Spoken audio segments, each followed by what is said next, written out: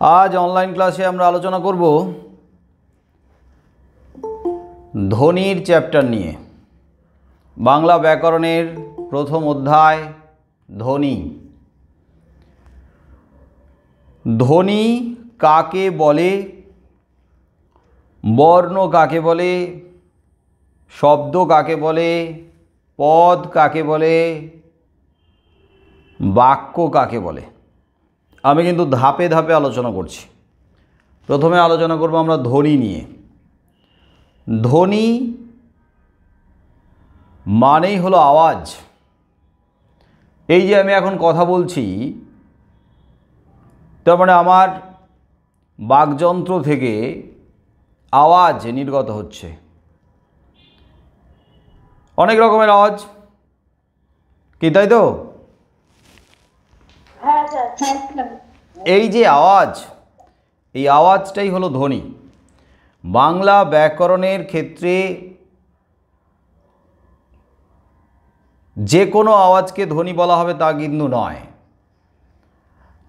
আওয়াজ হতে হবে অবশ্যই মানুষের বাকযন্ত্রের সাহায্যে উচ্চারিত, মানুষের বাকযন্ত্রের দ্বারা উচ্চারিত।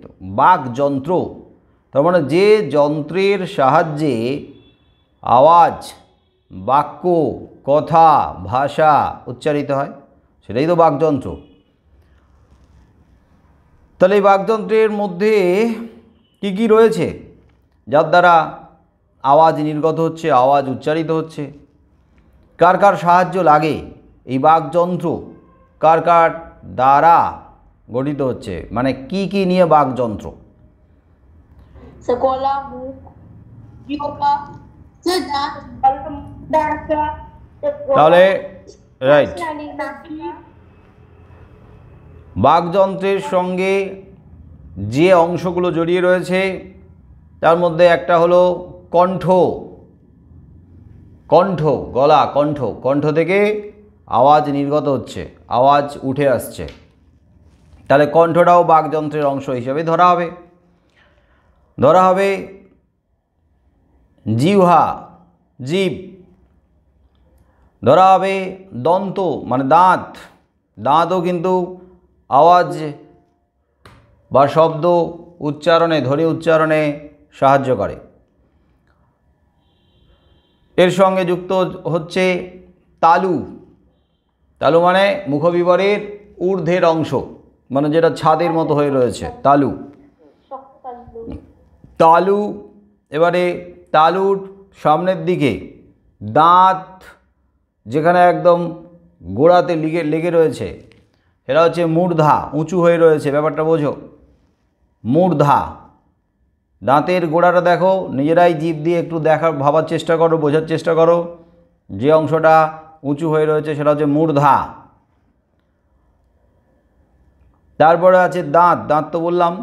তাহলে দাঁত আছে, মূর্ধা আছে, ওষ্ঠ আছে, ঠোঁট, দুটো ঠোঁট কিন্তু উচ্চারণে সাহায্য করে। নাসিকাও সাহায্য করে, নাক। তার মানে এই প্রত্যেকটার সহযোগিতায়, প্রত্যেকটার সাহায্যে যেহেতু কথা বা আওয়াজ বা ধ্বনির উচ্চারণ হয়, তাই এগুলোকে আমরা বাকযন্ত্র বলছি। তো এই বাকযন্ত্রের সাহায্যেই কিন্তু উচ্চারিত হচ্ছে আওয়াজ। তবে কুকুর, বিড়াল, গরু, ছাগল, পাখি, এদের আওয়াজকে কিন্তু বাংলা ব্যাকরণে ধ্বনি বলা হবে না। বাংলা ব্যাকরণে ধ্বনি কারা উচ্চারণ করে, আওয়াজটা কারা উচ্চারণ করে? না মানুষ, মানে আমরা, মানে মানুষের বাকযন্ত্রের সাহায্যে উচ্চারিত হয়। তাহলে ব্যাপারটা কি দাঁড়ালো? মানুষের বাকযন্ত্রের দ্বারা উচ্চারিত যে আওয়াজ, সেই আওয়াজকেই বাংলা ব্যাকরণে ধ্বনি বলা হচ্ছে।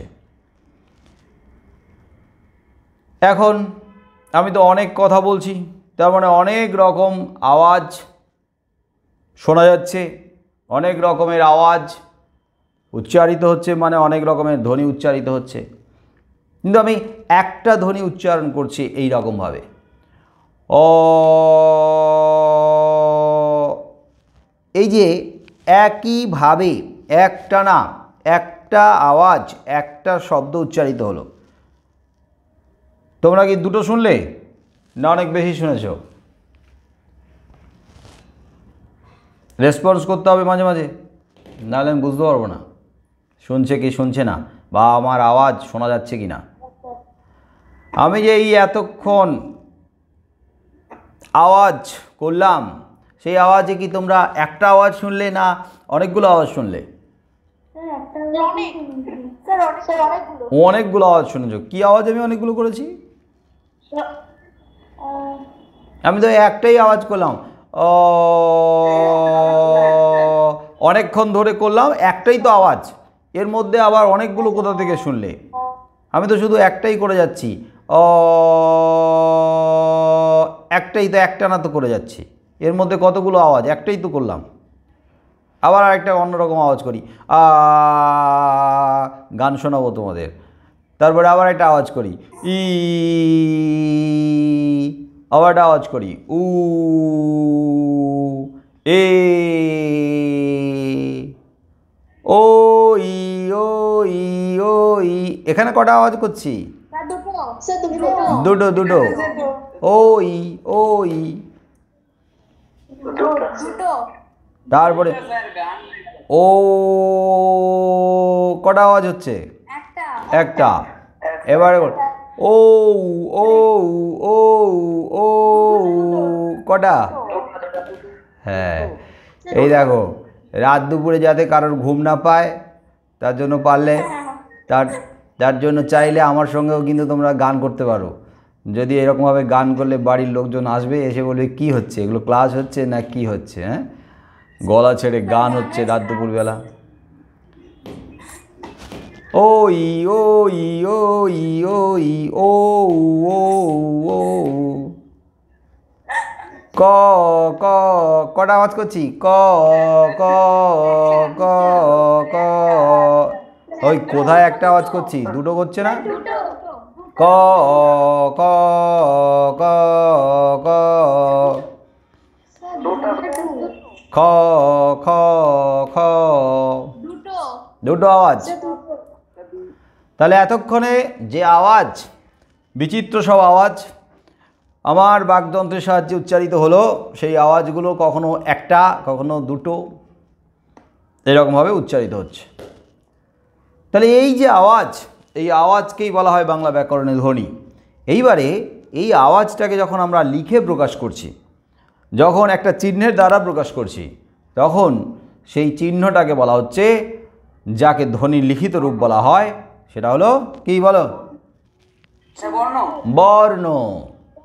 তাহলে ধ্বনি হলো আওয়াজ, আওয়াজ হলো ধ্বনি, আর ধ্বনির লিখিত রূপ হলো বর্ণ। তাহলে বলো তো, এই যে ধ্বনি আর বর্ণের মধ্যে কোনটা চোখে দেখা যায়? বর্ণটা চোখে দেখা যায়, কারণ লিখে যখন প্রকাশ করা হচ্ছে তখন আমরা দেখতে পাচ্ছি, তাই বর্ণ চোখে দেখা যায়। আর কোনটা চোখে দেখা যায় না, শুধু কানে শোনা যায়? ধ্বনি, মানে আওয়াজটা। হ্যাঁ, ধ্বনি তাহলে কানে শোনা যায়, আওয়াজ। তাহলে আওয়াজ আর লিখিত রূপ দুটোর মধ্যে পার্থক্য আছে। তাহলে এই ধ্বনি আর বর্ণের মধ্যে সবার আগে কোনটা? ডিম আগে না মুরগি আগে?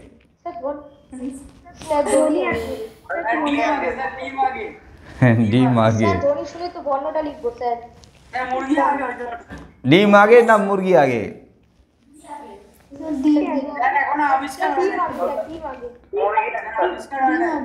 ডিম আগে না, না মুরগি আগে? ডিম আসবে কোথা থেকে? হ্যাঁ, ডিম না এলে মুরগি কোথা থেকে আসবে?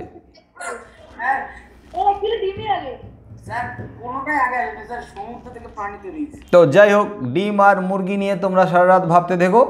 আপাতত আমি কিন্তু এখানে দেখতে পাচ্ছি যে ধ্বনি আগে, আগে আওয়াজ, আগে উচ্চারণ, তারপরে মানুষের মনে হলো এই উচ্চারণটাকে স্থায়ী করতে হবে, এই উচ্চারণটাকে দীর্ঘস্থায়ী করতে হবে, চিরস্থায়ী করতে হবে।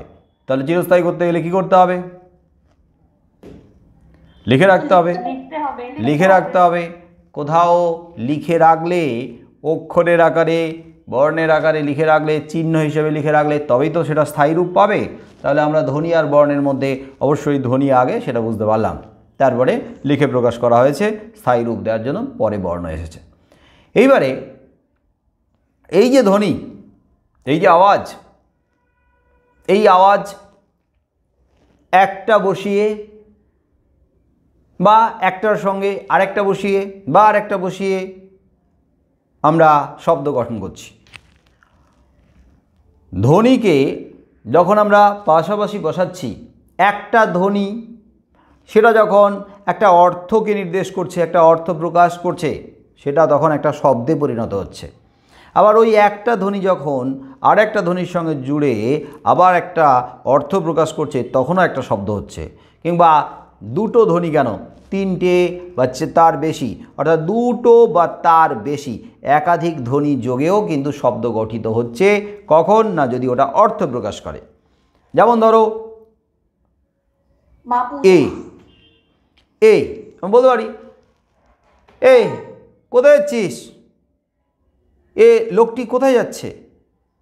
কি এ বলে একটা বলে, হ্যাঁ এ বলে আমরা একটা কথা বলছি না, একটা ধ্বনি বলছি তো। এই ও ছেলেটি কোথায় যাচ্ছে, ও ও বলে আমরা কাউকে ডাকলাম, ওটা তো একটাই আওয়াজ, একটাই ধ্বনি, ওটাই কিন্তু একটা অর্থপূর্ণ শব্দও হয়ে যাচ্ছে। আবার দুটো জুড়েও একটা শব্দ হতে পারে। ওই ওই ওই ওই কোথায় যাচ্ছিস, ওই ঘুমিয়ে পড়লি নাকি, হ্যাঁ কি চুড়ি। তারপর একাধিক ধ্বনি বসিয়েও কিন্তু আমরা শব্দ গঠন করতে পারছি। যেমন ধরো আম, এবার দেখো আমের মধ্যে কতগুলো ধ্বনি আছে। আ একটা আছে, ম একটা আছে, অ আর একটা আছে। যদিও আমও উচ্চারণ করছি না, করছি আম। আম মানে ময়ের পরে আর কোনো কিছুর ধ্বনি নেই। আ আছে, ম আছে, ময়ের পরে কিছু না থাকা মানেই অ আর একটা ধ্বনি আছে, আমো আম। তাহলে এখানে তিনটে ধ্বনি দেখতে পাচ্ছি। হ্যাঁ বলো, এখানে আমরা তিনটে ধ্বনি দেখতে পাচ্ছি, একটা আ, একটা ম, একটা অ, তিনটে ধ্বনি দেখতে পাচ্ছি। তাহলে এক বা একাধিক ধ্বনি পাশাপাশি বসে শব্দ গঠন করে। কখন শব্দ গঠন করবে? এমনি পাশাপাশি বসিয়ে দিলে কি ধ্বনিকে দিয়ে শব্দ গঠন হয়? অর্থপূর্ণ হতে হবে, রাইট, অর্থপূর্ণ হতে হবে। সে যেন অর্থকে প্রকাশ করে, তাহলে সেটা একটা শব্দে রূপ পাবে। আমি যদি বলি আমও, এটাকে যদি উল্টে দিই ম আ, কিছু মাথা মুন্ডু বোঝাই গেল না। হ্যাঁ, আমও ম আ, ম আ বলে কী জিনিস আছে? হ্যাঁ, মোয়া বলে একটা জিনিস আছে, সেটা জানি, কিন্তু ম আ বলে তো কোনো জিনিস নেই। তাহলে এটা কোনো শব্দ হলো না, কারণ এটা কোনো অর্থ প্রকাশ করলো না। তাহলে শব্দের মধ্যে তার যে মূল রূপটা, মূল যে অংশটা, সেটা কি? ধ্বনি। কারণ ধ্বনি দিয়ে তো শব্দ গঠন গঠিত হচ্ছে, তাই না? তাহলে শব্দের মধ্যে যে মূল অংশ, মূল রূপটা, সেটাই তো ধ্বনি, তাই তো? হ্যাঁ, তাহলে আমরা ধ্বনি কি এভাবেও বলতে পারি না, শব্দকে যদি আমরা বিশ্লেষণ করি তাহলে তার যে স্বল্পতম অংশটা পাওয়া যায়, ছোট্ট যে অংশটা পাওয়া যায়, সেটা কিন্তু ধ্বনি। স্বল্পতম যে অংশটা, যেটা আওয়াজ, স্বল্পতম যে আওয়াজটা, সেটাই ধ্বনি। এই যেমন আম, আমকে যদি আমরা বিশ্লেষণ করি, শব্দকে বিশ্লেষণ করি, তাহলে একটা অ একটা স্বল্পতম অংশ, আ একটা স্বল্পতম অংশ, ম একটা স্বল্পতম অংশ। এই যে স্বল্পতম অংশ বা স্বল্পতম যে আওয়াজ, সেটাই কিন্তু ধ্বনি। তার মানে শব্দকে বিশ্লেষণ করলে যে স্বল্পতম বা ক্ষুদ্রতম অংশ পাওয়া যায়, যেটা আমরা একটা প্রয়াসে বা একটা চেষ্টায় উচ্চারণ করতে পারি, তাকেই আমরা ধ্বনি বলবো। তার মানে মানুষের বাকযন্ত্রের সাহায্যে, মানুষের বাকযন্ত্রের দ্বারা উচ্চারিত শব্দের যে স্বল্পতম প্রয়াসে, শব্দের যে স্বল্পতম প্রয়াসে উচ্চারিত অংশ বা আওয়াজ, তাকে ধ্বনি বলা হয়। আর ব্যাকরণের ক্ষেত্রে তোমাদের কিন্তু মুখস্থ বিদ্যাটাকে কম কাজে লাগাতে হবে, বিষয়টা বুঝে নিতে হবে। বুঝে নিয়ে যদি তোমরা নিজের মতো করে লেখো তাহলে কিন্তু কাটা যাবে না। ব্যাকরণের ক্ষেত্রে অনেকটা অঙ্কের মতো, অনেকটা ফর্মুলা মেনে চলবে, একটা সিস্টেমেটিক ওয়েতে চলবে, একটা ধাপে ধাপে এগোবে, মুখস্থ বিদ্যা একটু কম হবে। সেটা মানে ব্যাকরণটাই বুঝতে হবে বেশি। বুঝতে হবে বেশি। বোঝার পরে যদি কেউ যদি একটা সংজ্ঞা লেখে, ধ্বনির সংজ্ঞা লেখে, শব্দ যদি আগে পরে হয়ে যায়, সে যদি বোঝাতে পারে তাহলে কিন্তু সেটা ঠিক, সেটা রাইট। হ্যাঁ, অবশ্যই ঠিক। একেবারে বইয়ের ভাষা ধরে যে আমাকে সংজ্ঞা মুখস্থ করতে হবে তার কোনো মানে নেই, কারণ আমি আমার মতো করে বুঝেছি। বইয়ের ভাষা দিয়ে না হলেও আমি আমার মতো করে যেটা বুঝলাম সেটা আমি বোঝাতে পারলাম কিনা সেটাই বড় কথা। হ্যাঁ, এক্সামিনার বুঝেছে, তুমি বোঝাতে পেরেছো, তারপর তুমি নিজে বুঝেছো, এক্সামিনারকে বোঝাতে পেরেছো, তারপর তুমি কিন্তু এখানে সফল। তাহলে আমরা ধ্বনি আলোচনা করলাম, বর্ণ নিয়ে আলোচনা করলাম শব্দ নিয়ে। এবারে পদকে কোথায় দেখা যায়? শব্দের যে পরবর্তী অংশ সেটা হচ্ছে পদ। পদকে কোথায় দেখা যায়? পদ কোথায় বসে? কোথায় বসলে পদ হয়? ধ্বনি বা শব্দের পরে। না, পদ হচ্ছে বাক্যে বসে।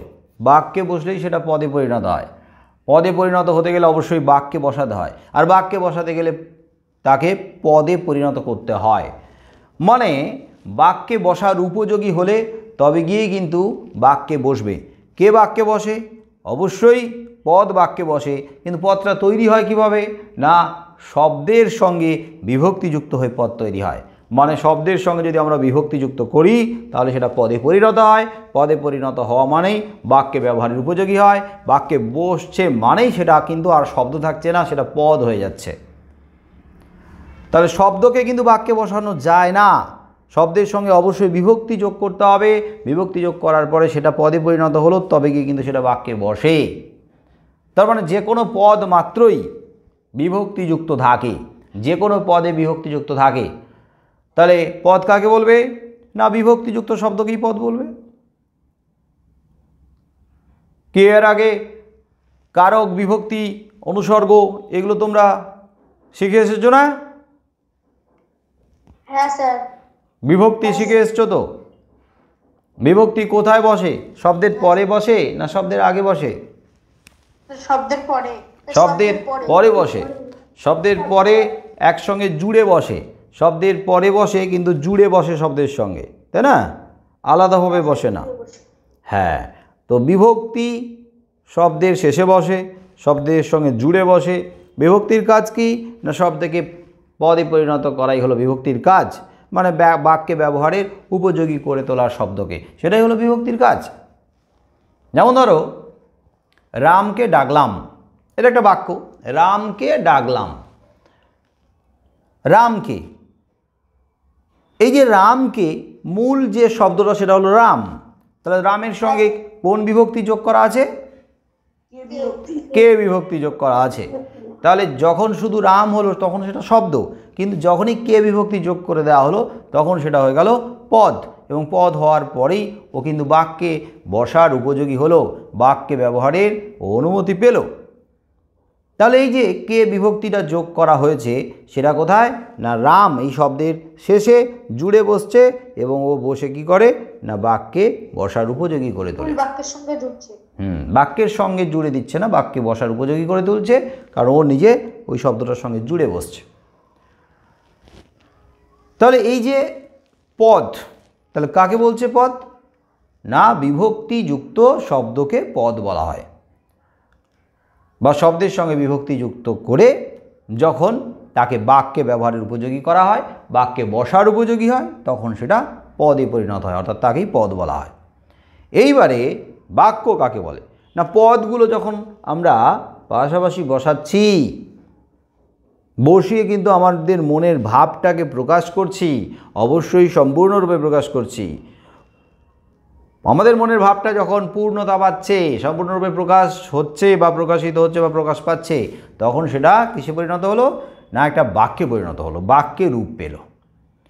তাহলে বাক্যে একটা পদ দিয়েও বাক্য হতে পারে, যদিও একটা পদ দিয়ে বাক্য গঠন করলে অনেক সময় সেই অর্থে কিন্তু তোমার মনের যে ভাব পুরোপুরি সেই অর্থে প্রকাশ পায় না, অনেক জায়গাতে একটু ঘাটতি থেকে যায়। কিন্তু পাশাপাশি কয়েকটা পদ যদি বসিয়ে আমরা আমাদের মনের ভাব প্রকাশ করতে পারি তাহলে সেটা সম্পূর্ণভাবে প্রকাশ করা যায়। আমি কিন্তু একটা পদ বসিয়েও মনের ভাব প্রকাশ করতে পারি। কেউ যদি প্রশ্ন করে, ধরো প্রশ্ন করছে, তুমি আজ স্কুলে গিয়েছিলে? আমি উত্তর বাক্যেও দিতে পারি, একটা পদেও দিতে পারি। আমি বলতে পারি হ্যাঁ আমি স্কুলে গিয়েছিলাম, এটাও বাক্য। আবার এইভাবে উত্তর দিতে পারি, হ্যাঁ, হ্যাঁ দিয়ে উত্তর দিলাম। হ্যাঁ দিয়ে উত্তর দিয়ে কিন্তু আমার মনের ভাব প্রকাশ করলাম। হ্যাঁটা এখানে কিন্তু পদ নয়, হ্যাঁটা কিন্তু এখানে একটা বাক্য হিসেবে ব্যবহার করা হয়ে গেছে, কারণ একটা পদ দিয়ে কিন্তু পুরো মনের ভাব প্রকাশ করা হয়েছে। আবার দুটো বা তার বেশি পদ দিয়েও মনের ভাব প্রকাশ করা যায়। তাহলে এই পর্যন্ত তোমাদের ক্লিয়ার হয়েছে? ধ্বনি, বর্ণ, শব্দ, পদ, বাক্য ক্লিয়ার, পরিষ্কার? হ্যাঁ স্যার। কারণ এগুলো আগে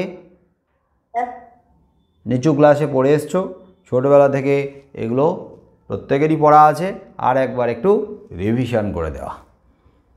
এরপরে আমরা চলে যাব ধ্বনির শ্রেণী বিভাগে। ধ্বনি কয় প্রকার? স্যার দু প্রকার, স্বরধ্বনি, ব্যঞ্জনধ্বনি। হ্যাঁ, ধ্বনি দুই প্রকার, একটা হলো স্বরধ্বনি আর একটা হলো ব্যঞ্জনধ্বনি। ধ্বনি দুই প্রকার, স্বরধ্বনি আর ব্যঞ্জনধ্বনি। স্বরধ্বনি কাকে বলে, কে পারবে বলতে? স্যার যেসব ধ্বনি অন্য কোনো বর্ণের উচ্চারণের সময় শ্বাসবায়ুর মানে বাকযন্ত্রের কোনো অঙ্গে বিশেষ বাধা পায় না বা উচ্চারণের সময় অন্য কোনো ধ্বনির সাহায্য নেয় না, তাদের স্বরধ্বনি বলা হয়। রাইট।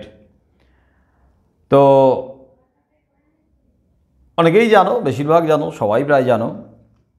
আর বলার সময় তো অবশ্যই একজনকে বলতে হবে, বাকিদের শুনতে হবে, তবে কি অনলাইন ক্লাসে বিষয়টা সবাই ঠিকঠাক করে নিতে পারবে। ঠিক আছে, তুমি যেটা বললে সব ঠিকই আছে, সুন্দর। স্বরধ্বনি কাকে বলে? স্বরধ্বনি যে ধ্বনি ব্যঞ্জন ধ্বনির সাহায্য নেয় না, যে ধ্বনি অন্য কারোর সাহায্য নেয় না, অন্য কোনো ধ্বনির সাহায্য নেয় না, তার মানে একা একাই উচ্চারিত হয়, একার সাহায্যে উচ্চারিত হয়, একাই উচ্চারিত হতে পারে।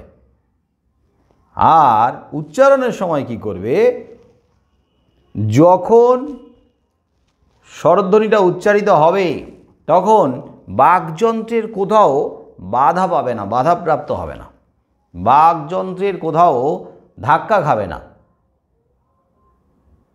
মুখবিবর থেকে যে বাতাস, যাকে বলা হয় ধ্বনিবাহী বাতাস, যে বাতাস ধ্বনিকে বহন করে বাইরে বেরিয়ে আসে, ধ্বনিকে বয়ে নিয়ে আসে বাইরে, সেই যে ধ্বনিবাহী বাতাস, সেই ধ্বনিবাহী বাতাসটা বাকযন্ত্রের কোথাও ধাক্কা খাবে না, কোথাও বাধা পাবে না, সরাসরি বাকযন্ত্র থেকে বাইরে বেরিয়ে আসবে, বাকযন্ত্র থেকে বাইরে বেরিয়ে আসবে, কোথাও বাধাপ্রাপ্ত না হয়ে। তাহলে এই দুটো বৈশিষ্ট্যকে যদি আমরা জুড়ে দিতে পারি তাহলেই স্বরধ্বনি কাকে বলে সেটা লেখা যেতে পারে। বৈশিষ্ট্য, দুটো বৈশিষ্ট্যকে জুড়ে দেব।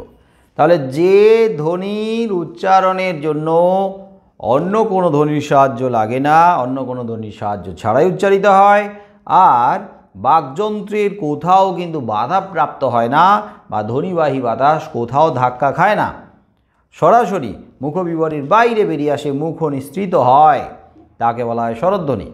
তাহলে ধাক্কা খেলেই, বাধাপ্রাপ্ত হলেই তাহলে সেটা স্বরধ্বনির পর্যায়ে পড়বে না। মুখবিবর মানে কি? এই যে মুখের ভেতরের অংশ, বাকযন্ত্র, মুখের বিবর, মুখের ভেতরের অংশটা পুরো, তাকে মুখবিবর বলা হয়, তার বাইরে বেরিয়ে আসে। তো এখন আমি উচ্চারণ করব, তোমরাও আমার সঙ্গে মনে মনে উচ্চারণ করো। একসঙ্গে সবাই যদি উচ্চারণ করতে থাকো তাহলে একটা বিচিত্র উদ্ভট বিটকেল আওয়াজ তৈরি হবে। তো তোমরা দেখো উচ্চারণে কোথাও বাধাপ্রাপ্ত হচ্ছে কিনা। অ, অ উচ্চারণ করে দেখো মনে মনে। হালকা করে উচ্চারণ করে দেখো, দেখো মুখ বিবরটা ঠিক একইভাবে দাঁড়িয়ে থাকলো, ঠোঁটটা একই অবস্থাতে থাকলো, নড়ছে না, আর ভেতরে কোথাও কিন্তু বাতাস বাধা পাচ্ছে না, সরাসরি কিন্তু বাইরে বেরিয়ে আসছে। কি তাই হচ্ছে না? অটা উচ্চারণ করার সময় একই অবস্থায় রয়েছে আর বাইরে বেরিয়ে আসছে হাওয়া বাতাস। হ্যাঁ স্যার। কোথাও বাধা পেল কি অ উচ্চারণ করার সময়? অ, যতক্ষণ দম আছে একটানা উচ্চারণ করলেই দেখতে পাবে, বুঝতে পারবে। কি তাই তো? হ্যাঁ স্যার। আটা উচ্চারণ করে করে দেখো, কোথাও বাধা পাচ্ছে না। এবারে আমরা দেখতে পাচ্ছি দুটো ই আছে, বর্ণমালায় কিন্তু দুটো ই আছে পরপর, তাই না? একটা একটা হলো হ্রস্ব ই, হ্রস্ব ই, হ্রস্ব হয় রফলা দন্তেশয় ব, তাই উচ্চারণ হবে হ্রস্ব ই, হ্রস্ব ই। আর একটা দীর্ঘ ই, দীর্ঘ ই, দুটো ই আছে। এই দুটো ইর মধ্যে আমরা কিন্তু উচ্চারণ করি একটা ই, আর সেই ইটা হলো ই, এই যে ই বলে যাচ্ছি। কিন্তু যখনই আমরা বলছি হ্রস্ব ই, দেখো ধাক্কা খাচ্ছে, বাধাপ্রাপ্ত হচ্ছে, আপ ডাউন হচ্ছে, ঝটকা লাগছে। দীর্ঘ ই, দেখো একটা ধাক্কা লাগছে, দীর্ঘ ই, দাঁতের জিভটা স্পর্শ করে হাওয়াটা বাতাসটা ধাক্কা খাচ্ছে, আপ ডাউন হচ্ছে, কিন্তু একটানা উচ্চারণ হচ্ছে না, দীর্ঘ ই। কি তাই না? হ্যাঁ স্যার। হ্যাঁ স্যার। কিন্তু যখন আমরা শুধু ই বলছি ই, তখন কিন্তু বাধা পাচ্ছে না। তাহলে শুধু ই বললে বাধা পাচ্ছে না, এই যে শুধু যে ইটা, এই ইটাই আমরা উচ্চারণ করি। আর সেই অর্থে আমরা কোন ইটাকে উচ্চারণ করি না, বলা হয়েছে ধ্বনিতে আমরা শুধু ওই যে প্রথম যে অংশটা আছে, প্রথম যে ইটা আছে, ওই হ্রস্ব ই, ওইটাই উচ্চারণ করি, ওটা হচ্ছে ধ্বনি। মানে ইটা, প্রথম যে ইটা, ওটাই ধ্বনি। কিন্তু বর্ণ হিসেবে আমরা দুটো লিখি, একটা হচ্ছে হ্রস্ব ই, ওটাও লিখি, আর দীর্ঘ ই, ওটাও লিখি। হ্রস্ব ই দিয়েও শব্দ আছে, ইঁদুর হ্রস্ব ই, ঈগল দীর্ঘ ই দিয়েও শব্দ আছে। তাহলে দীর্ঘ ইটাও লিখি, হ্রস্ব ইটাও লিখি, এই দুটো লিখে প্রকাশ করি, তাই লিখে প্রকাশ করছি বলেই দুটো বর্ণ। কিন্তু দুটো বর্ণের মধ্যে একটাই উচ্চারণ করি শুধু ই, সেই ই বলতে হ্রস্ব ইটাকেই উচ্চারণ করি। তাহলে দুটো ইর মধ্যে যদি একটা ই উচ্চারণ করি, তাহলে ধ্বনির সংখ্যা কম হলো না বর্ণের সংখ্যা কম হলো? ধ্বনির সংখ্যা কম। ধ্বনির সংখ্যা কমে গেল, কিন্তু বর্ণ তো, হ্যাঁ ধ্বনির সংখ্যা কমে গেল। এই দুটো ইর মধ্যে একটা ই আমরা ধরলাম, ধ্বনির সংখ্যা কম, আর বর্ণের সংখ্যা কিন্তু বেশি। তাহলে এই দুটো ইর পরে কি আছে? উ আছে, একই রকম উর ক্ষেত্রেও তাই হবে। দুটো উর মধ্যে প্রথমে আছে হ্রস্ব উ, তারপরে আছে দীর্ঘ উ। এই উর মধ্যে শুধু উ আমরা উচ্চারণ করি, আর উ উচ্চারণ করার সময় কোথাও আমাদের ধাক্কা লাগে না, ধ্বনিবাহী বাতাস সরাসরি বাইরে আসে উ। কিন্তু যখনই আমরা বলছি হ্রস্ব উ, দেখো ধাক্কা খাচ্ছে, দীর্ঘ উ ধাক্কা খাচ্ছে। কিন্তু এই দুটো উর মধ্যে উচ্চারণ করি আমরা একটা উ, আর সেই উটা হলো হ্রস্ব উ। প্রথম উটাই আমরা উচ্চারণ করি, তাই প্রথম উটাই হলো ধ্বনি। কিন্তু বর্ণ হিসেবে আমরা দুটোই লিখি, হ্রস্ব উও লিখি, দীর্ঘ উও লিখি, তাই দুটোই কিন্তু বর্ণ। বর্ণ দুটো, কিন্তু ধ্বনি এখানে একটা। তাহলে এখানে ধ্বনির সংখ্যা কমলো না বাড়লো? বর্ণের সংখ্যা বাড়লো না কমলো? বর্ণের সংখ্যা স্যার বাড়লো, আর বর্ণের সংখ্যা বাড়লো, ধ্বনির সংখ্যা কমলো। তাহলে এইরকমভাবে যদি আমরা পুরোটাকে দেখি, বিশ্লেষণ করি, তাহলে পুরো যে বর্ণমালা, সেই বর্ণমালায় বর্ণের সংখ্যা বেশি হবে না ধ্বনির সংখ্যা বেশি হবে? ওভারঅল সব কিছু মিললে ধ্বনির সংখ্যা কি হবে? কম হবে না বেশি হবে? ধ্বনির সংখ্যা কম হবে, হ্যাঁ বর্ণের সংখ্যা বেশি হবে। তারপরে কি আছে? উটা হলো, উর পরে কি আছে? ও, উর পরে কি আছে? ওনা স্যার, এ এ এ কেন তার আগে কিছু নেই? অ আ হ্রস্বই দীর্ঘই, হ্রস্ব দীর্ঘ, তারপরে কি আছে? রি আছে, রি। বর্ণমালাতে তো রি আছে, আমরা দেখবো এক একটা ধরে ধরে। রি আছে, রি। কিন্তু এই যে রিটা বর্ণমালায় আছে, কিন্তু এটার উচ্চারণ ধ্বনিতে নেই। ধ্বনিতে যখন এই রিটাকে আমরা উচ্চারণ করছি তখন দুটো জুড়ে উচ্চারণ করছি। কি কি জুড়ে উচ্চারণ করছি? র আর ই, তাই না? রি, রি মানে র আর ই, র এর সঙ্গে ই জুড়ে উচ্চারণ করছি, তাই রি হচ্ছে। তাই এই যে রিটার উচ্চারণ যেহেতু সরাসরি নেই, কোথায় না স্বরধ্বনিতে, কারণ এটা স্বরধ্বনি আর ব্যঞ্জনধ্বনি জুড়ে আছে, তাই রিটাকে আমরা স্বরধ্বনির পর্যায়ে ধরবো না, রিটাকে আমরা স্বরবর্ণ হিসেবে দেখব, কারণ রিটা লিখে প্রকাশ করা হয়। রি দিয়ে একটা শব্দ বলো। ঋষি। তাহলে রিটা তো লেখা হয়, অতএব রিটা ধ্বনি না বর্ণ। তবে রি ধ্বনি তো অবশ্যই, কিন্তু দুটো ধ্বনি জুড়ে আছে, একটা র ব্যঞ্জন ধ্বনি আর তার সঙ্গে ই স্বরধ্বনি জুড়ে আছে। তারপরে রির পরে কে আছে? লি। আচ্ছা, লি, লি তো আছে বর্ণমালায়, হ্যাঁ, কিন্তু এটাকে আমরা ব্যবহার করি না। ওই যেটা হয় আর কি, অনেক পুরনো দিনের ফ্যামিলি ফটো, অনেক পুরনো দিনের ফ্যামিলি ফটো, সেখানে অনেক অনেক পুরুষ আগের অনেকের ছবি রয়েছে, কিন্তু ওই নামমাত্র, থাকা মাত্র, ওনার নামটাম আমাদের মনে থাকে না। অনেক আগের আমাদের বাবার বাবা টাবা এরকমই কেউ, আমরা জানি না, তার নামটাম জানি না, কিন্তু এক সময় ছিলেন, অনেক ছোটোবেলায়, বাবা তার ছোটোবেলায় ওইভাবে ফ্যামিলি ফটো, এখন ওই ফ্যামিলি ফটোতে মালা চড়িয়ে রেখে দেওয়া হয়েছে তাকে, ডেড বডি হয়ে গেছে। হ্যাঁ, উনি আছেন, ও উনি এক সময় ছিলেন, আচ্ছা আচ্ছা ছিলেন, ঠিক আছে, ছিলেন যখন আমাদের থেকে একেবারে ছুঁড়ে ফেলে দেওয়ার দরকার নেই, উনি আছেন, থাকুক, কোনো গণ্ডগোল তো পাকাচ্ছেন না, তাহলে থাকুক। আমরা সবাই দেখতে পাচ্ছি ও এককালে ওনার অস্তিত্ব ছিল, এখন নাই, এখন কোথাও ব্যবহার করা হয় না, বহুদিন আগে ভ্যানিশ হয়ে গেছে, কিন্তু আছে, অতএব থাকুক। উনাকে আমরা ধ্বনিতে উচ্চারণ করি না, ওনাকে আমরা লিখেও প্রকাশ করি না, তাই লিটা ওই থাকা মাত্র শোভাবর্ধন করছে স্বরবর্ণের মধ্যে। অনেকটা স্যার নয়ের মতো দেখতে। কিন্তু লি যখন আমরা উচ্চারণ করছি তখন কিন্তু দুটো ধ্বনির যোগে উচ্চারণ করছি। বলো লিটার সঙ্গে কি কি জুড়ে আছে? হ্যাঁ, ল যোগী, ল ই লি, ল যোগী লি। ওকে, তারপরে কি আছে? এ, তারপরে আছে এ উচ্চারণ করার সময় দেখো মুখবিবরের কোথাও কিন্তু ধাক্কা খাচ্ছে না, এ একটানা উচ্চারিত হচ্ছে, মুখবিবর থেকে বাতাস বাইরে নির্গত হচ্ছে, এ। ধাক্কা খাচ্ছ কি? না স্যার। তাহলে এটা একটা স্বরধ্বনি, এটা আবার স্বরবর্ণ লিখে প্রকাশ করলে। এরপরে কে আছে?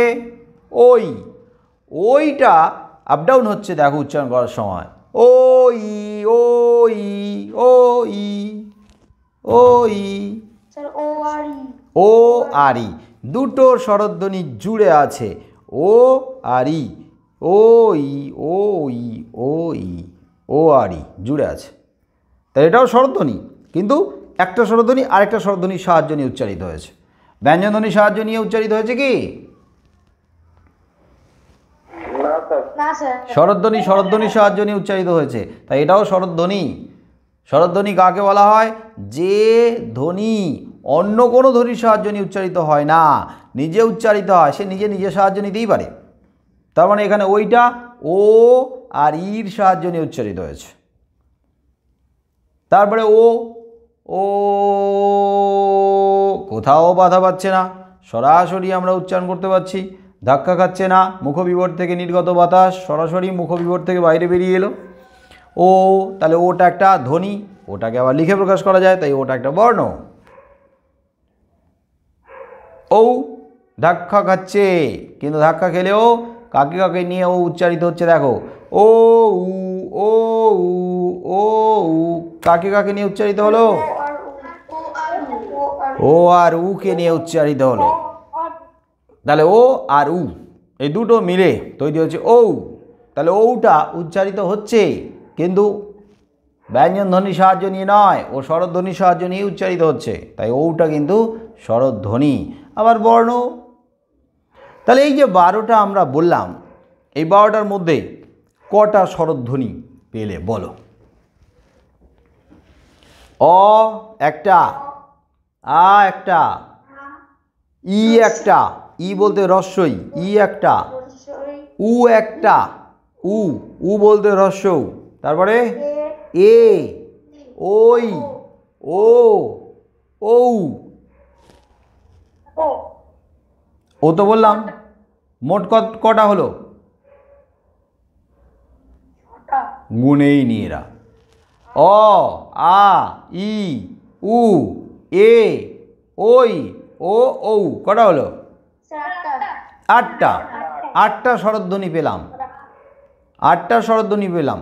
তার মধ্যে লিটাকে বাদ দেওয়া আছে, আর রিটা স্বরবর্ণ।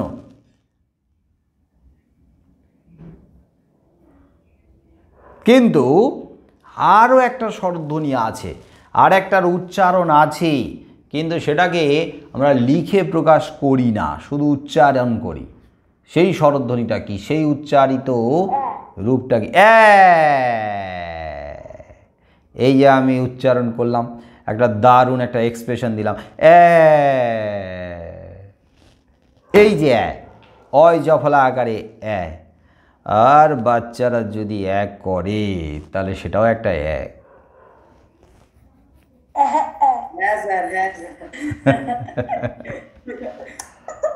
বাজে কর্ম, কিন্তু সেটা এক, সেটাও এক, কিন্তু আমি একটা উচ্চারণ করলাম, এটাও ওটা মানে না, ওটাও অয় জফলা আকারে এটা উচ্চারণ আমরা করি। আচ্ছা, দিয়ে বলো কোনো একটা শব্দ বলো তো যেখানে যার সঙ্গে যোগ করে উচ্চারণ করা যায়। মা, মা কে বলে? তুই মা বলে, মা, মাটা কি বলে?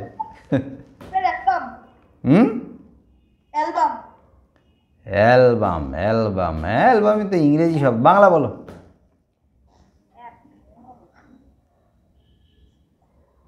বাংলা এক। বানানে আমরা এ আর ক লিখছি এক, কিন্তু উচ্চারণ করছি এটাকে এর মতো উচ্চারণ করছি এক, রাইট?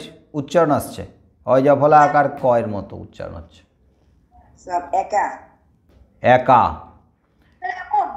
এখন, এমন, এমন তো না, এ দিয়ে এমন, কিন্তু উচ্চারণ হচ্ছে এমন। একদম, এই এগুলোকে আমরা এর মতো উচ্চারণ করছি, ঠিক? তাহলে উচ্চারণে রূপটা আমরা পাচ্ছি, উচ্চারণ করতে পারছি এটা। তাহলে মোট কতগুলো স্বরধ্বনি আমরা পেলাম? 9টা স্বরধ্বনি আমরা পেলাম। এই 9টা স্বরধ্বনির মধ্যে 2টো স্বরধ্বনি জুড়ে আছে। কটা স্বরধ্বনির মধ্যে? 9টার মধ্যে 2টো স্বরধ্বনি জুড়ে আছে। তাহলে 2টো স্বরধ্বনি যে জুড়ে আছে, এই যে কি কি?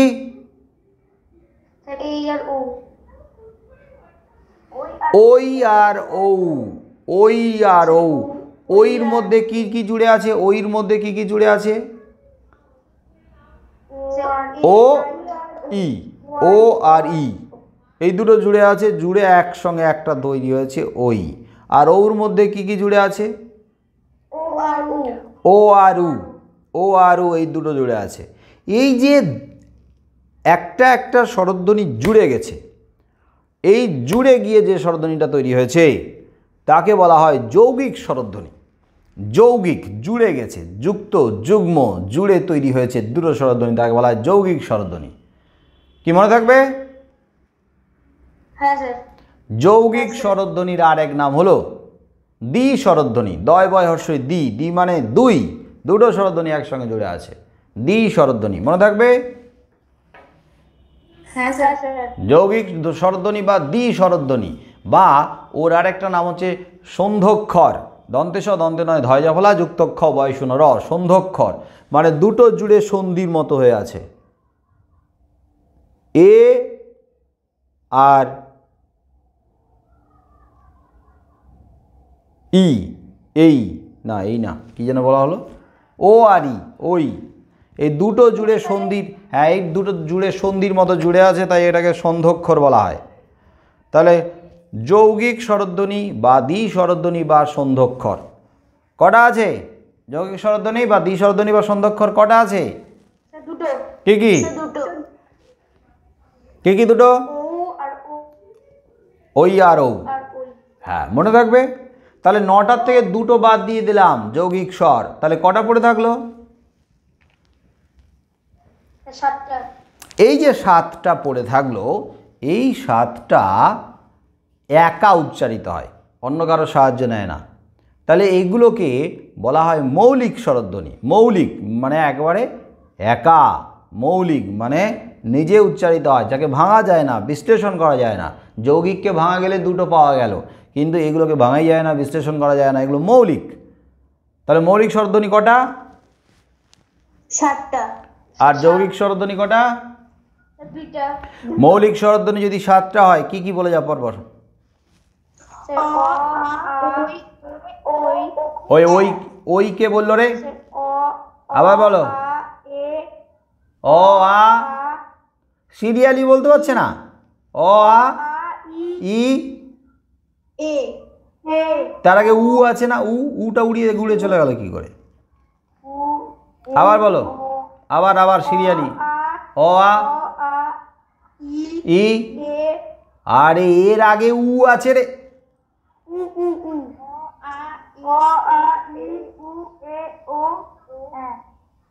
আবার বলবে অ আ ই উ এ ও এ। 7টা পরীক্ষায় আসে যে মৌলিক স্বরধ্বনির সংখ্যা কটা, তাহলে 7টা লিখে দিন। ঠিক আছে স্যার। আর যৌগিক স্বরধ্বনির সংখ্যা কটা? দুটো। এইবার স্বরধ্বনির আরও কিছু ভাগ আছে, একটা তো মৌলিক আর যৌগিক বলাই হলো, স্বরধ্বনির আরও কিছু ভাগ আছে। স্বরধ্বনির উচ্চারণের সময় কখনো একটু কম লাগে, কখনো আবার একটু বেশি লাগে। এই যে উচ্চারণের সময়ের তারতম্য অনুসারে, পার্থক্য অনুসারে, মানে কম বেশি লাগছে, সেই অনুসারে স্বরধ্বনিকে আবার 2 ভাগে ভাগ করা হয়েছে। যেটা কম সময় লাগবে, যে স্বরধ্বনির উচ্চারণে কম সময় লাগবে, মানে হ্রস্ব লাগবে, হ্রস্ব মানে কম, তাকে বলা হবে হ্রস্বস্বর।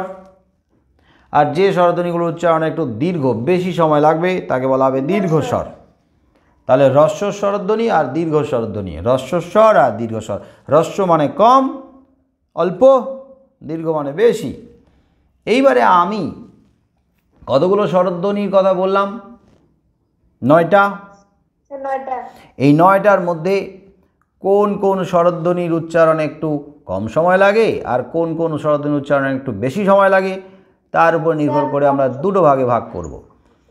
হ্রস্বস্বর মানে যেগুলো কম সময় লাগে, সেটা হচ্ছে অ একটু কম সময় লাগে, তাহলে অটা হ্রস্বস্বর। অয়ের থেকে আয়ের উচ্চারণ একটু বেশি লাগে, তাই আটাকে বলা হবে দীর্ঘস্বর। কি মনে থাকবে?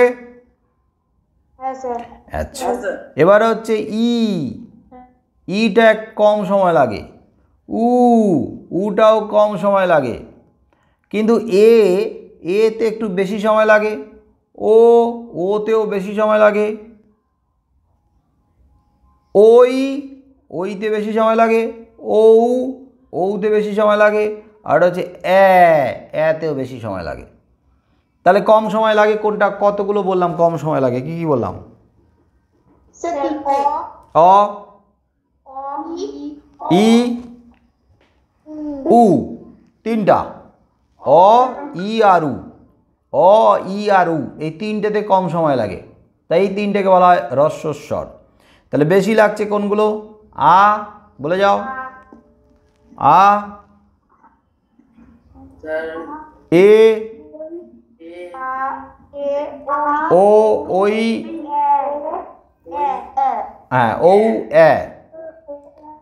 তাহলে 9টার মধ্যে 3টে লাগছে কম সময়, তাহলে বাকি কতগুলো বেশি সময় লাগছে? 9টার মধ্যে 3টে যদি কম সময় লাগে তাহলে বেশি সময় লাগছে, দীর্ঘ সময় লাগছে কটা? 6টা। তাহলে হ্রস্বস্বরের সংখ্যা 3, দীর্ঘস্বরের সংখ্যা তাহলে 6। কিন্তু তোমাদের কাছে যদি কোনো ব্যাকরণ বই থাকে বা সহায়িকার ব্যাকরণের যে চ্যাপ্টার আছে সেখানে একটু দেখে নাও, সম্ভবত ভুল দেওয়া আছে কিছু জায়গায়। ওখানে সম্ভবত দীর্ঘইকে দেওয়া আছে, দীর্ঘউকে দেওয়া আছে, কিংবা রিকেও দেওয়া থাকতে পারে। ওগুলো বাদই যাবে, কারণ ওগুলো স্বরধ্বনির মধ্যেই পড়ে না। যদিও তোমাদের বইতে থাকে ওগুলো বাদ দাও, কেটেই দাও, কেটে কুচি কুচি করে দাও। কুচি কুচি। কারণ আমরা 9টার মধ্যেই কম সময় লাগে কোনটা, কোনগুলো বেশি সময় লাগে সেগুলোই আমরা লিখে রাখবো। বাকি যেগুলো 9টার বাইরে সেগুলো তো আমরা স্বরধ্বনির মধ্যেই ধরছি না। আর যদি কোনো বইতে দেয়া থাকে তাহলে হয়তো ভুলভাবে ব্যাখ্যা করা আছে। কি তোমাদের বইতে কি দেয়া আছে? দীর্ঘই, দীর্ঘ, রি এগুলো দেওয়া আছে নাকি? হ্রস্বস্বর, দীর্ঘস্বরের কোথাও জায়গায়? স্যার দেখছি স্যার। হ্যাঁ স্যার, দীর্ঘই আর দীর্ঘ উ আছে। হ্যাঁ, দীর্ঘই আর দীর্ঘকে কেটে দাও, কেটে উড়িয়ে দাও। হ্যাঁ স্যার, হ্রস্বস্বরে স্যার আই আর উই আছে, আর স্যার দীর্ঘস্বরে স্যার দীর্ঘই দেওয়া আছে, দীর্ঘ দেওয়া আছে, এ দেওয়া আছে, আ দেওয়া আছে, আর ও দেওয়া আছে। হ্যাঁ স্যার, হ্যাঁ, তাহলে দীর্ঘ হবে না, দীর্ঘই, দীর্ঘ আর রিটাকে বাদ দিয়ে দাও, বাকি যেগুলো আছে থাকুক। হ্যাঁ স্যার, স্যার কেটে দিয়েছিল। ঠিক আছে। এবার স্বরধ্বনির আমরা আরেকটা ভাগ পড়ব, আরেকটা ভাগ শিখব, সেটা হচ্ছে প্লুতস্বর। প্লুতস্বর, প্লুত, পয়লয় হর্ষ ত, প্লুতস্বর। প্লুত মানে হচ্ছে দীর্ঘায়িত, প্লুত মানে হচ্ছে টেনে টেনে উচ্চারণ করা। প্লুতস্বর মানে যে স্বরধ্বনিকে আমরা দীর্ঘায়িত করে অনেকক্ষণ ধরে টেনে টেনে উচ্চারণ করি তাকে বলা হয় প্লুতস্বর। দীর্ঘায়িত করে টেনে টেনে উচ্চারণ করি যে স্বরধ্বনিটাকে। আচ্ছা, অনেক সময় আমরা যখন কাউকে দূর থেকে ডাকি তখন শব্দের শেষে একটা স্বরধ্বনিকে ধরে অনেকক্ষণ ধরে টানি, যাতে ওই শব্দের রেশটা ওর কানে পৌঁছতে পারে। ধরো কাউকে দূর থেকে ডাকছি, শুনতে পাচ্ছিস রে? হ্যাঁ স্যার, হ্যাঁ স্যার, হ্যাঁ স্যার, হ্যাঁ স্যার, হ্যাঁ স্যার। তাহলে সবার শেষে আমরা কোন স্বরধ্বনিটাকে দীর্ঘক্ষণ ধরে টানলাম অনেকক্ষণ? এ। রে স্যার, এ স্যার। রে মানে এ টানলাম। কোথায় গেলে গো, কাকে টানলাম? ওকে টানলাম। কোথায় গেলি, কাকে টানলাম? ই। কোথায় গেলে, কাকে টানলাম? জয় হে, কাকে টানলাম? এ। তাহলে বোঝা যাচ্ছে কোনো একটা স্বরধ্বনিকে আমরা দীর্ঘায়িত করছি। প্লুত মানেই দীর্ঘায়িত, প্লুত মানেই টানা। প্লুতস্বর মানে যে স্বরধ্বনিকে আমরা টেনে টেনে উচ্চারণ করি, দীর্ঘ করে উচ্চারণ করি, প্রলম্বিত করে উচ্চারণ করি, তাই প্লুতস্বর। প্রলম্বিত, প্লুত মানে প্রলম্বিত, লম্বা করে টেনে উচ্চারণ করি, তাই হলো প্লুতস্বর। তাহলে সেটা ই হতে পারে, এ হতে পারে, আ হতে পারে, উ হতে পারে। প্রলম্বিত করা, লম্বা করে উচ্চারণ করা। প্লুতস্বর মানে প্রলম্বিত স্বর, টেনে টেনে উচ্চারণ করে, দীর্ঘায়িত করে। দূর থেকে সাধারণত টানি যখন ছন্দের জন্য, সুরের জন্য, কাউকে দূর থেকে যখন ডাকা হয় তখনও আমরা টেনে টেনে উচ্চারণ করি, তাকে প্লুতস্বর বলা হয়। তাহলে এটা যখন লিখবো না তখন এরকমভাবেই লিখবো, কোথায় গেলে গো, গো লিখে হাইফেন তারপরে ও, তারপরে হাইফেন তারপরে ও, তারপরে হাইফেন তারপরে ও, 3 বার লিখে দেবো, কোথায় গেলে গো, ও হাইফেন ও হাইফেন ও, শেষে লিখে দেবো ও। এই ওটা হলো প্লুতস্বর। স্যার বারবার হাইফেন দেব? 3 বার দিবি, মাঝখানে 2 বার দিলে 3টে হয়ে যাবে, 3টেকে দেখালেই হবে। এরবারে আর একটা স্বরধ্বনি আছে যার নাম অর্ধস্বর। অর্ধস্বরধ্বনি, অর্ধস্বর। অর্ধস্বরটা কি? তোমাদের ক্লাস 8-এ দল বিশ্লেষণ ছিল, দল ছিল, মনে আছে? হ্যাঁ স্যার। দল বিশ্লেষণ ছিল। হ্যাঁ স্যার। এই দল বিশ্লেষণে সম্ভবত তোমরা শিখে এসছো, দল বিশ্লেষণে ওখানে অর্ধস্বরের একটা ভূমিকা ছিল। অর্ধস্বর 4টে শব্দকে আগে মনে রাখো। কই, ক হর্ষই, কই মাছের কই নিলাম আমি, কই, ক হর্ষই কই, কয় ওইকার না, ক আর হর্ষই কই। তারপরে বউ, বয় ঔকার না, ব আর হর্ষ, বা ঝাউ, ঝাউ গাছের ঝাউ, ঝয়কার হর্ষ। তারপরে লিখলাম যায়, অন্ত্যস্ত জয়কার অন্ত্যস্ত যায়। আরেকটা বললাম যাও, অন্ত্যস্ত জয়কার ও যাও। তোমাদের সামনে খাতা আছে? হ্যাঁ স্যার। ঝটপট এই 4টে শব্দ লিখে রাখো তো। একটা বললাম কই, ক হর্ষই কই। তারপরে বললাম বউ, ব হর্ষ বউ। তারপরে বললাম যায়, অন্ত্যস্ত জয়কার অন্ত্যস্ত যায়। তারপরে বললাম যাও, অন্ত্যস্ত জয়কার ও যাও। 4টে শব্দ লিখেছো? হ্যাঁ স্যার। হ্যাঁ স্যার। এবারে দেখো প্রত্যেকটা শব্দের শেষে একটা করে স্বরধ্বনি আছে। হ্যাঁ স্যার। বইতে স্বরধ্বনি কি আছে শেষে? স্যার রস্যই। বই, বর পরে কি স্বরধ্বনি আছে? ই আছে, রস্যই ই আছে। তারপর এটাতে কি আছে? উ আছে, উ আছে। তারপর এটা কি আছে? যায়, দেখতে পাচ্ছ অন্ত্যস্ত আছে কিন্তু উচ্চারণ করছি যখন লাস্টে এ আসছে, তাই না? যায়, অন্ত্যস্ত আছে কিন্তু লাস্টে উচ্চারণে এ আসছে, এ যায়। তারপরে কি আছে? ও আছে, ও। তাহলে এই যে স্বরধ্বনিগুলো বসলো কোনো না কোনো অক্ষরের পরে বসলো, এই যে এক একটা শব্দ, এগুলো হচ্ছে একটা একটা দল। এই যে বই একটাই দল, একে আর ভাঙা যায় না। কই একটাই দল, বউ একটাই দল, ঝাউ একটাই দল, যায় একটাই দল, যাও একটাই দল। এগুলোকে বিশ্লেষণ করা যায় না।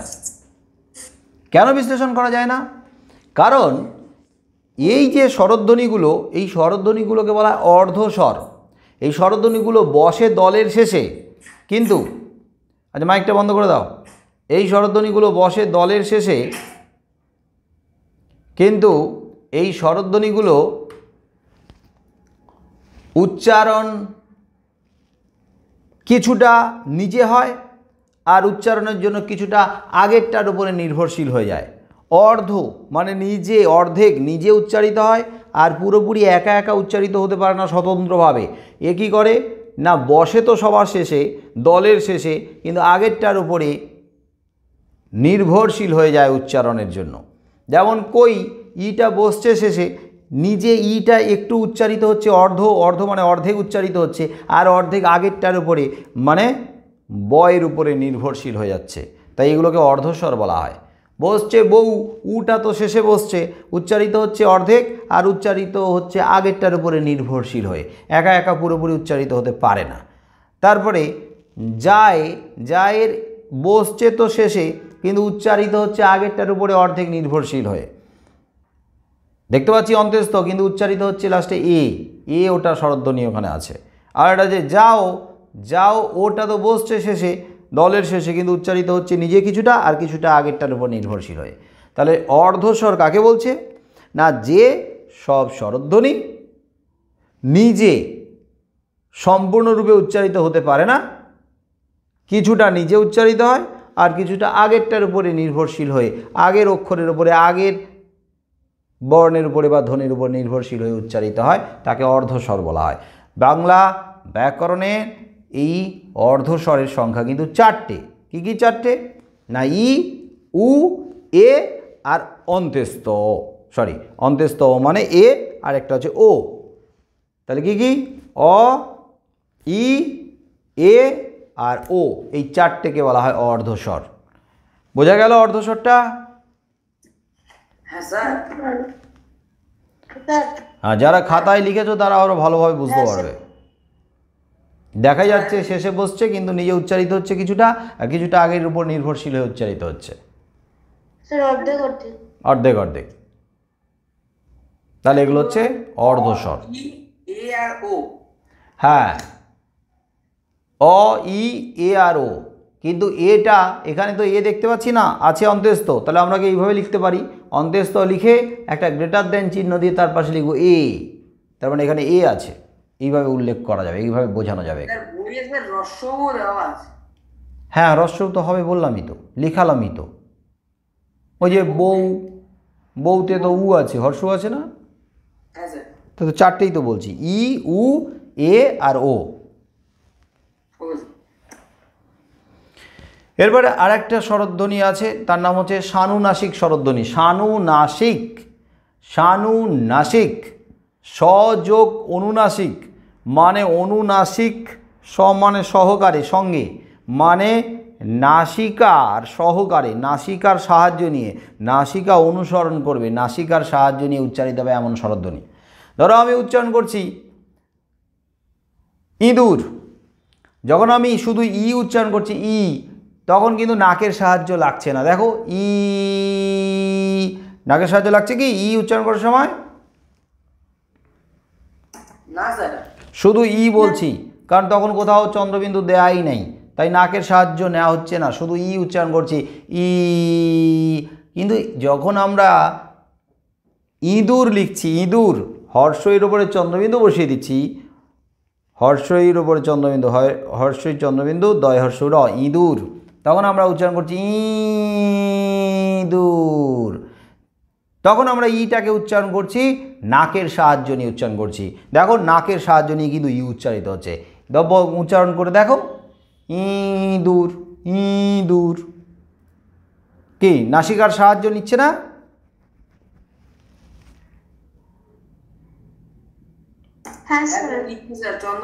চন্দ্রবিন্দুর জন্য চলে আসছে। তাহলে চন্দ্রবিন্দু দেয়া রয়েছে বলেই এই যে ইটা, মানে ইর চন্দ্রবিন্দু, ইর ওপরে চন্দ্রবিন্দু, এটা কিন্তু এখানে সানুনাসিক স্বরধ্বনি হয়ে গেল। যদি পরীক্ষায় সানুনাসিক স্বরধ্বনির উদাহরণ দিতে বলে, তাহলে আমরা এইভাবে দেবো, ইঁদুর লিখে নিচে লিখে দেবো এখানে হর্ষইর উপরে চন্দ্রবিন্দু, হর্ষই চন্দ্রবিন্দু লিখে, এটা হলো সানুনাসিক স্বরধ্বনি, কারণ নাসিকার সাহায্য নিয়ে উচ্চারিত হয়েছে।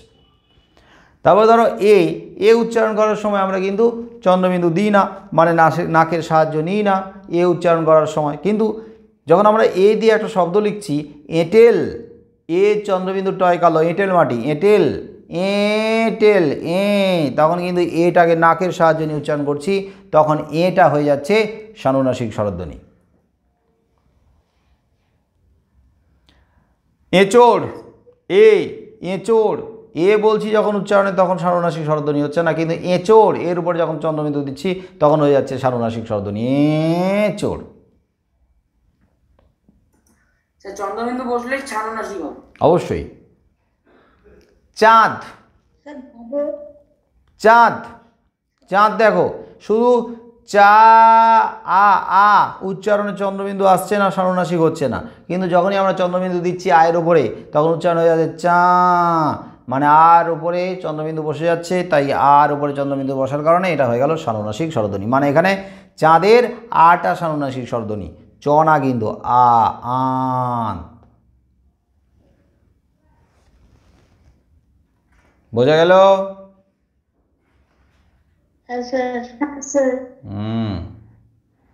স্যার বাদরও তো হবে।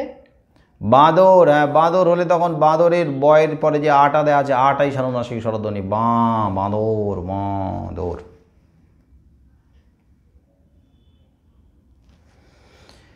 এবারে স্বরধ্বনিতে আরও কিছু ভাগ আছে, যে ভাগগুলো একটু কঠিন, আমি একটু আলোচনা করে নিই।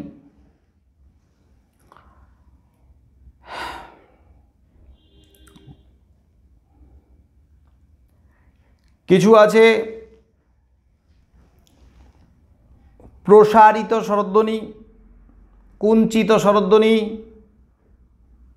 এগুলো হচ্ছে ঠোঁটের যে কুঞ্চন, ঠোঁটটা যখন স্বরধ্বনিকে আমরা উচ্চারণ করছি তখন ঠোঁটের যে কুঞ্চন, ঠোঁটটা কত ছোট হচ্ছে কত বড় হচ্ছে কী রকম হচ্ছে তার উপর নির্ভর করে এটা স্বরধ্বনির ভাগ।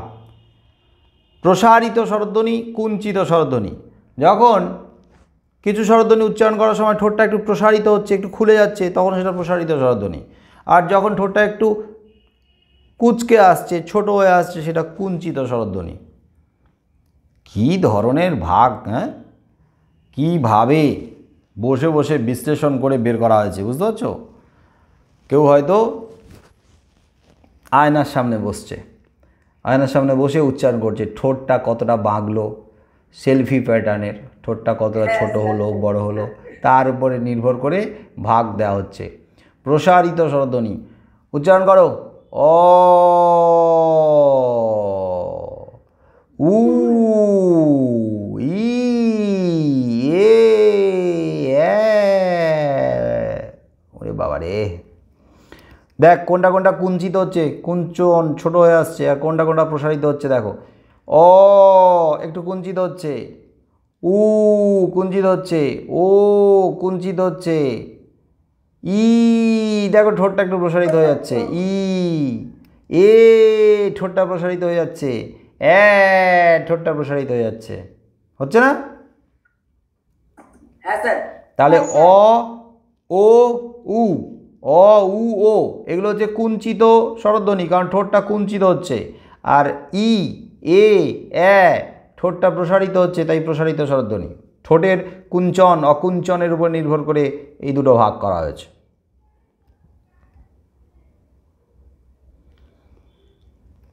এবারে এই কিছু স্বরধ্বনির উচ্চারণ করার সময় জিভটা ঠিক কোথায় থাকে, জীবের অবস্থান অনুযায়ী স্বরধ্বনিগুলোর আবার ভাগ করা হয়েছে। জীবের অবস্থান উচ্চারণ করার সময় জীব কোথায় আছে, সামনের দিকে আছে না মাঝখানে স্টেডি হয়ে আছে না পেছনের দিকে জিভটা টেনে যাচ্ছে, তার উপর নির্ভর করে এ আবার ভাগ রয়েছে। জিভটা সামনের দিকে থাকতে পারে, জিভটা মাঝখানের দিকে থাকতে পারে, পেছনের দিকে থাকতে পারে। বাড়িতে বসে বসে জীবের অবস্থানের উপর নির্ভর করে কোনটা কী স্বরধ্বনি সেটা আবার দেখে রেখো। হ্যাঁ, যেমন ধরো ইটা বলার সাথে সাথে জিভটা কোন দিকে যাচ্ছে, সামনের দিকে এগিয়ে যাচ্ছে না মাঝখানের দিকে না পেছনের দিকে আসছে। ই উ এ ও অ, নিজেরা ব্যাপারটা ভাবো। অ ও উ এ ই বুঝতে পারছো? জিভটা একটু আগে যাচ্ছে একটু পেছনে আসছে না? সবগুলো উচ্চারণ করে করে দেখো। ই এ ও ই ও, ই বললে জিভটা এগিয়ে যাচ্ছে, ও বললে দেখো জিভটা যেমন টেনে পেছনের দিকে চলে যাচ্ছে না, ও ই এগিয়ে আসছে, ও পেছনের দিকে যাচ্ছে, অ ওটা একটু মাঝামাঝি ব্যাপারটা আসছে, উটাও মনে হচ্ছে জিভটা পেছনের দিকে যাচ্ছে,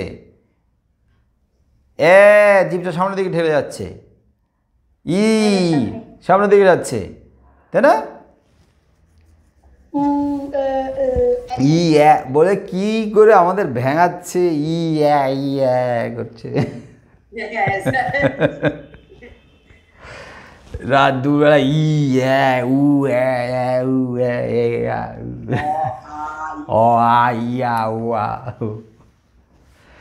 অদ্ভুত ধরনের।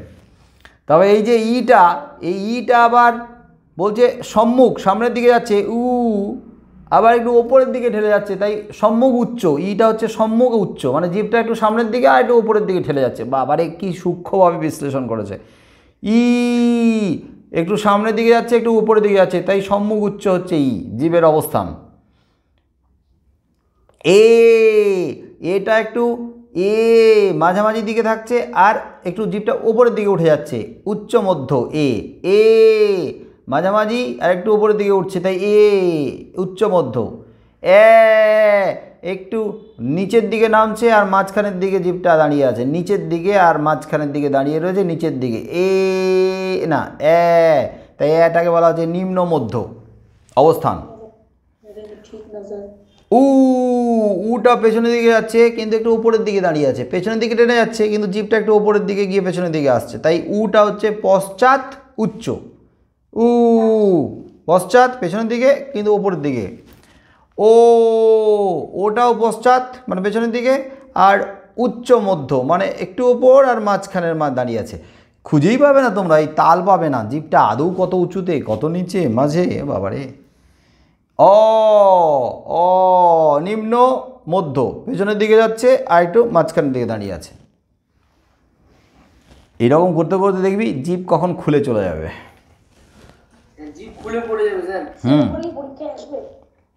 আসতেই পারে, যদি বলে যে একটি নিম্ন মধ্য জীবের অবস্থান অনুযায়ী নিম্ন মধ্য স্বরধ্বনির উদাহরণ দাও, তাহলে হবে মনে রাখবি কি করে? দেখ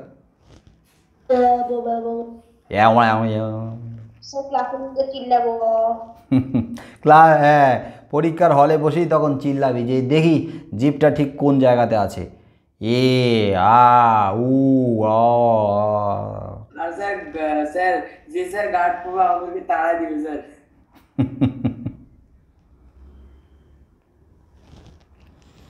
এইবারে দেখ কিছু স্বরধ্বনি আছে যে স্বরধ্বনিগুলোর উচ্চারণের সময় মুখবিবরের ভেতরটা মানে মুখবিবর, এই যে ভেতরের গর্তটা ফাঁকা অংশটা, সেটার সংকোচন প্রসারণের উপরে নির্ভর করে সেগুলোর নামকরণ করা হয়েছে, ভাগ করা হয়েছে।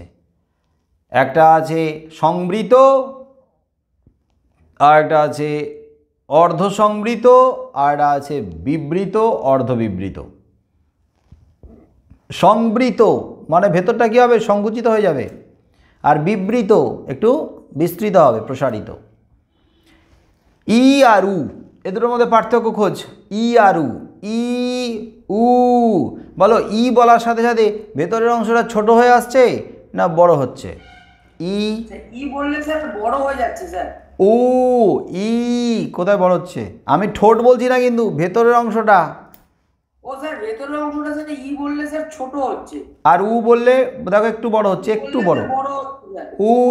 দেখো ভেতরটা ফাঁপা হয়ে যাচ্ছে আর দেখো জিভটা সামনের দিকে আসার কারণে মুখবিবরটা একটু কেমন যেন ভরা হয়ে যাচ্ছে। তাহলে সংবৃত মানে হচ্ছে সংকুচিত হয়ে যাচ্ছে মুখবিবরের ভেতরটা। বললে ইটা তাই সংবৃত স্বর। উটা মুখবিবরের ভেতরটা একটু ফাঁকা হচ্ছে, তাই উটা হচ্ছে উটাও সংবৃত বলছে, উটাও সংবৃত মানে ছোটই হয়ে আসছে। তুলনায় বড় হচ্ছে কোনটা? একটু বড় হচ্ছে বলছে। আর এটা তো বেশি বড় হচ্ছে। আর একে বলা হচ্ছে অর্ধবিবৃত, মানে তুলনায় একটু প্রসারিত হচ্ছে, বিস্তৃত হচ্ছে। আর ই আর উ এগুলো হচ্ছে সংবৃত, আর এ আর ও এগুলো অর্ধ সংবৃত।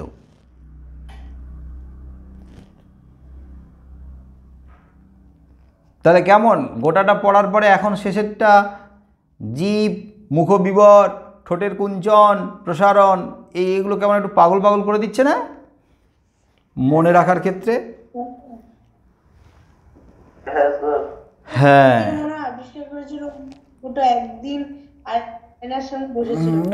পাগল হয়ে গিয়েছিল, পাগল হওয়ার পরেই আবিষ্কারটা করেছে আমার মনে হয়।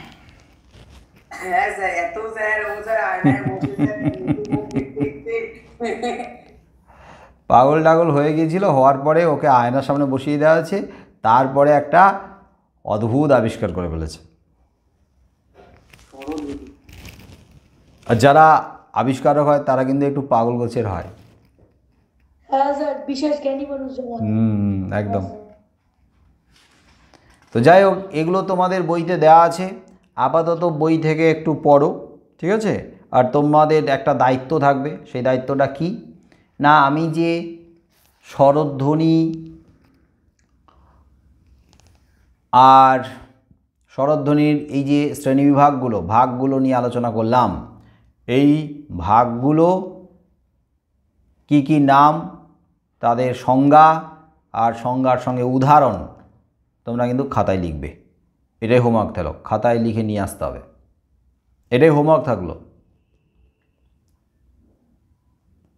বুঝতে পারছো? পরের সপ্তাহের জন্য ওকে স্যার। স্বরধ্বনি প্রথমে লিখবে, ধ্বনি কাকে বলে, আমি আগে কোশ্চেনগুলো বলে দিচ্ছি। ধ্বনি কাকে বলে কোশ্চেন লিখবে, পুরো অ্যান্সার লিখবে, ধ্বনির উদাহরণ দেবে। তারপরে বর্ণ কাকে বলে, বর্ণের সংজ্ঞা লিখে উদাহরণ দেবে। তারপরে লিখবে শব্দ কাকে বলে, তার সংজ্ঞা উদাহরণ। পদ কাকে বলে, সংজ্ঞা উদাহরণ। তারপরে বাক্য কাকে বলে, তার সংজ্ঞা উদাহরণ। এটা হয়ে গেল। তারপর লিখবে ধ্বনি কয় প্রকার, 2 প্রকার, কী কী লিখবে, স্বরধ্বনি, ব্যঞ্জনধ্বনি। তারপরে স্বরধ্বনির সংজ্ঞা লিখবে, উদাহরণ দেবে। এবারে স্বরধ্বনির যে ভাগগুলো আলোচনা করলাম, কী কী, হ্রস্বস্বর, দীর্ঘস্বর, মৌলিক স্বর, যৌগিক স্বর, সানুনাসিক স্বর, প্লুতস্বর, অর্ধস্বর, বিবৃত স্বর, সংবৃত স্বর, তাই না? মানে স্যার যে স্যার ভাগগুলো পড়ানো ওগুলো যে ভাগগুলো করানো হলো সেই ভাগগুলোর নাম লিখে, ওগুলোর সংজ্ঞা, উদাহরণ, এগুলোকে লিখে আনতে হবে। এইটাই দায়িত্ব। বইয়ের হেল্প নাও, ব্যাকরণ বই, সহায়িকা। হ্যাঁ, ব্যাকরণের বইয়ের হেল্প নাও, ব্যাকরণ বই, সহায়িকার হেল্প নিয়ে পুরোটা লিখে কমপ্লিট করে আনতে হবে। স্যার কোন খাতায় করবো? ব্যাকরণ খাতা একটা আলাদা করবে, ব্যাকরণ খাতাতেই করো না, কোনো অসুবিধা নেই। না, হোমওয়ার্ক খাতা করার দরকার নেই, ব্যাকরণ খাতাতেই করো। হ্যাঁ, তাহলে আজকের আমাদের স্বরধ্বনিটা নিয়ে আলোচনা হলো। আরেকটা ক্লাসে আমাদের ব্যঞ্জনধ্বনি নিয়ে আলোচনা হবে। একদিনে পুরোটা হলে মাথায় কিচ্ছু থাকবে না, অল্পই থাকুক। হ্যাঁ, ঠিক আছে, আজকের এই পর্যন্ত থাকলো। সবাইকে গুড নাইট, টাটা।